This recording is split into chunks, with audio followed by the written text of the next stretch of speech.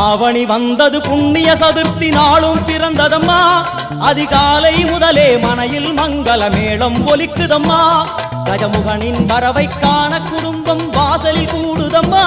மா கோலம் இட்டொரு மனை மேல் வந்தான் ஆரத்தியாகுதம்மா கணபதி ராஜா வந்தார்